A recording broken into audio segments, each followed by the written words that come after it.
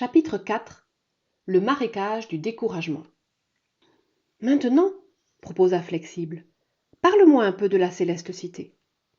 Oh, tout y est si beau, répondit Chrétien. Tu as entendu ce que nous en ont dit les inconnus. Le roi y demeure, et les habitants ne sont jamais ni lassés ni tristes.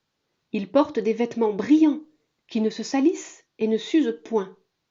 Ouf, tu verras qu'on ne nous permettra pas d'y entrer.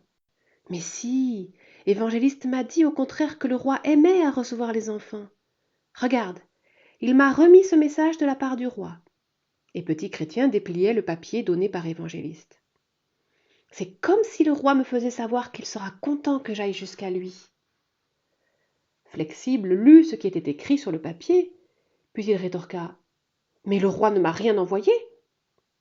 C'est parce que tu n'as pas rencontré Évangéliste. Je suis sûre que le roi te recevra tout de même. Et quand tu seras arrivé à la cité, qu'y feras-tu demanda encore Flexible. J'irai d'abord auprès du roi. Puis, s'il est très bon, je lui demanderai où est maman. Tu sais, elle est partie lorsque j'étais tout petit, et souvent je voudrais tant la voir. Un des inconnus m'a dit qu'elle était avec le roi.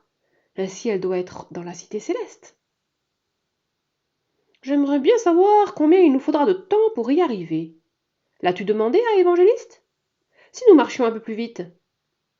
Oh, je ne demanderai pas mieux, mais je suis déjà si épuisée. Mon fardeau est si lourd que je peux à peine avancer. Flexible allait répondre. Mais que veux-tu dire en parlant toujours d'un fardeau? Lorsque soudain, les deux enfants enfoncèrent profondément dans l'herbe, et ils virent qu'ils s'étaient aventurés dans une sorte de marécage. Allons bon, s'écria Flexible. Où sommes-nous maintenant? Je ne sais pas, répondit le pauvre petit Chrétien. Essayons de nous dégager. Mais à cause de sa charge, il enfonçait dans la boue, plus encore que Flexible. Les deux garçons étaient si anxieux et déconcertés qu'ils ne savaient de quel côté se tourner pour sortir de ce bourbier. Cette partie de la plaine, le marécage du découragement, était un endroit des plus dangereux, même pour les grandes personnes. Flexible finit par se fâcher tout à fait. Regarde un peu dans quel état nous sommes, dit-il, et cela par ta faute. Oh, que je regrette d'être venu. Si c'est ainsi que nous débutons, nous pouvons nous attendre à d'autres désagréments par la suite. Laisse-moi seulement me dégager de cette horrible boue, et tu verras si je ne retourne pas en hâte à la maison. Tu peux te mettre à la recherche de la cité si cela te fait plaisir.